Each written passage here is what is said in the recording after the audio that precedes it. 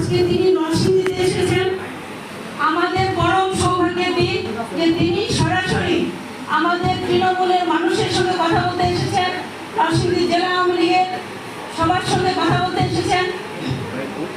আজকে আমাদের নেতার সামনে আমার মনে হয় আমরা সবাই শুধু সেই প্রতিজ্ঞাটুকু করতে পারি যে আমাদের যে নেত্রী বঙ্গবন্ধু কন্যা আমাদের মাননীয় প্রধানমন্ত্রী শেখ হাসিনা যে ভীষণ যে তিনি স্মার্ট বাংলাদেশের যে কাজ শুরু করেছেন, ডিজিটাল বাংলাদেশ শেষ করে স্মার্ট বাংলাদেশে রূপান্তরের যে কাজ, সেই কাজের আমরা সবাই কর্মী।